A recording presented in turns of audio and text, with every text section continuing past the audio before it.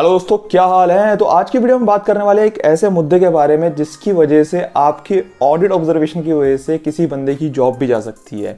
Basically आपकी जो observation होती है बड़ा ही इंपैक्ट डालती है। अगर कोई मेजर ऑब्जर्वेशन होती है आपके ऑडिट के अंदर, वो भले इंटरनल ऑडिट हो या स्टैट्यूटरी ऑडिट हो, किसी भी तरीके का कोई भी ऐसी ऑब्जर्वेशन अगर आप निकालते हैं जो कि कंपनी के बंदे के ऊपर उसके एरर को आइडेंटिफाई करती है और वो इन केस रेक्टिफाई नहीं हो सकता या फिर कोई ऐसा एरर है, बहुत बड़ा एरर है, तो उसमें क्या होता है कि बंदों की जॉब भी चली जाती है। या तो खुद रिजाइन कर देता है शर्म के मारे, या फिर कंपनी ही रिमूव कर देती है कि भाई तूने ऐसे एरर कर कैसे दी, या खुद बोलेगा कि यार मेरे से इतनी बड़ी गलती हो गई, तो खुद रिजाइन कर देते हैं। तो ऐसा ही इंसिडेंट हुआ जब मैं एक ऑडिट कर रहा था, तो उसके बारे में आज हम डिस्कशन करते हैं इस वीडियो के अंदर। तो चलते हैं वीडियो की तरफ। तो एक इंसिडेंट है ऑडिट का। बेसिकली एक कंपनी का मैं ऑडिट कर रहा था। वो जो कंपनी है वो सेंट्रलाइज एसी बनाती है। अब सेंट्रलाइज एसी क्या होते हैं, ऑफिस के अंदर आपने देखे होंगे कि मतलब ऑफिस के अंदर पूरे ऑफिस स्पेस में लगे होते हैं बड़े बड़े एसी, तो वो सेंट्रलाइज एसी बोलते हैं।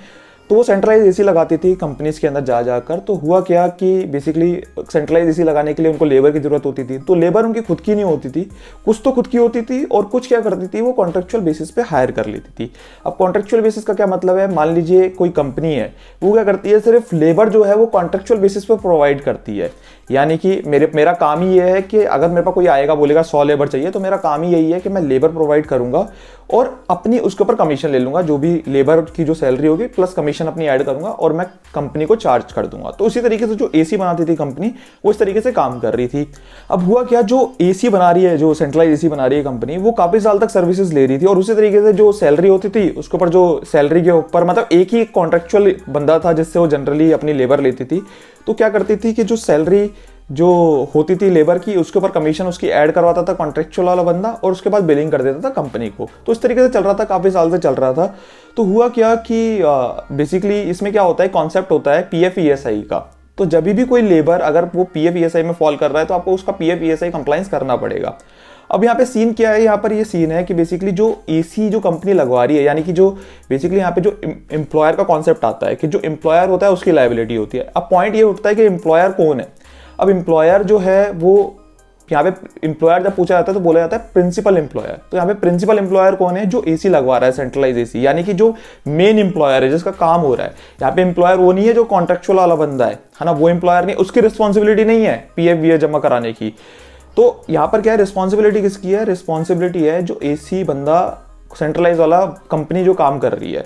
तो हुआ क्या, जब वो सेंट्रलाइज वाली कंपनी जो काम कर रही है उसकी रिस्पॉन्सिबिलिटी है, तो अब उसको क्या करना चाहिए था, या तो खुद से पीएफ जमा कराती या फिर क्या करती, जो कॉन्ट्रेक्चुअल वाला बंदा है उसको पीएफ पे करती और वो उसके बिहाफ पर, जो कंपनी है प्रिंसिपल एम्प्लॉयर है जो एसी बना रहा है, उसके बिहाफ पर वो पीएफ और ईएसआई जमा करा दी डिपार्टमेंट में।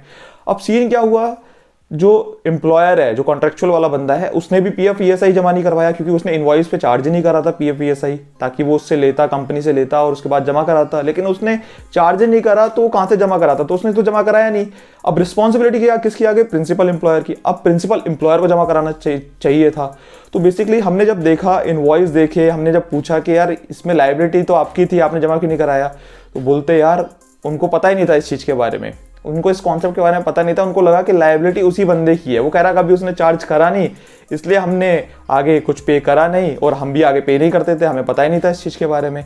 तो इस तरीके से जब हमने कैलकुलेट करा तो अराउंड 5 करोड़ का ऐसा अमाउंट था जो पीएफएसआई का बनता था, जो कि पेबल था, जो कि अभी तक कंपनी ने पे नहीं करा था। 5 करोड़ बड़ा मटेरियल नंबर होता है। तो काफ़ी सालों से ये चीज़ चल रही थी और किसी ने भी ये एरर आइडेंटिफाई नहीं करा था। जब हम लोग गए, हम लोगों ने ये चीज़ आइडेंटिफाई करी, तो बंदा जो था पीएफ वाला जो बंदा था, ईएसआई जो देख रहा था, उसकी लिटरली जमीन खिसक गई अब उसके पैरों से। मतलब उसको लगा कि यार ये क्या हो गया, ब्लंडर सा। मतलब सोचो 5 करोड़ रुपए की किसी को कोई गलती मिल जाए कंपनी की तो उसकी क्या हालत होगी। तो उसी तरीके से उसकी हालत थी कि 5 करोड़ रुपए की मेरी एरर पकड़ ली।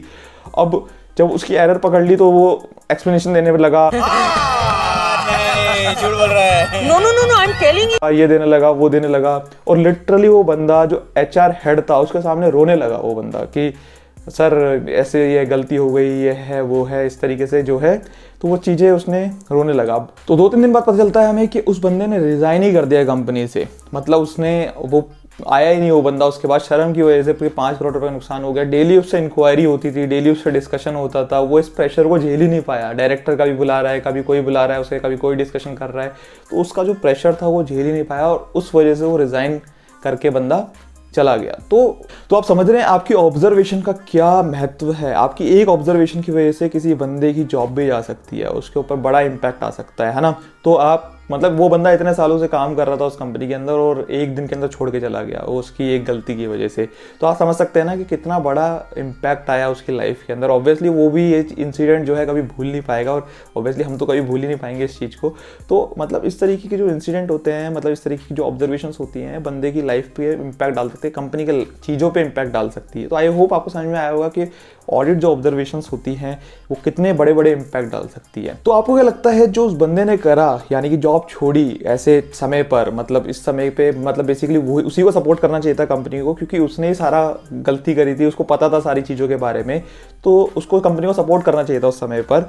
तो अगर आप उसकी जगह पर होते, मतलब ऑब्वियसली मैं भी उसकी कंडीशन समझ पा रहा हूँ कि उस प्रेशर को नहीं कर पा रहा होगा, मतलब बियर नहीं कर पा रहा होगा उस प्रेशर को, क्योंकि डेली उसके साथ मीटिंग हो रही है, चीज़ें डिस्कशन करी जा रही है, तो मैं उसका भी चीज़ समझ पा रहा हूँ। बट इन केस अगर आप उसकी जगह पे होते, होपफुली आप चीज़ों में नहीं जाएं, लेकिन अगर इन केस अगर कभी नहीं पड़े, लेकिन अगर इन केस कभी ऐसी कंडीशन आ गई आपके सामने, इस तरीके का कोई केस होता, तो उस केस में आप क्या करते हैं, आप मुझे कमेंट सेक्शन में कमेंट करके जरूर बताना। और अगर आपको यार ये वीडियो पसंद आई तो लाइक जरूर करना, चैनल को सब्सक्राइब जरूर करना, और आपको कोई फर्दर किस तरीके की वीडियो चाहिए वो कमेंट करके आप मुझे बता सकते हैं। Thank you so much.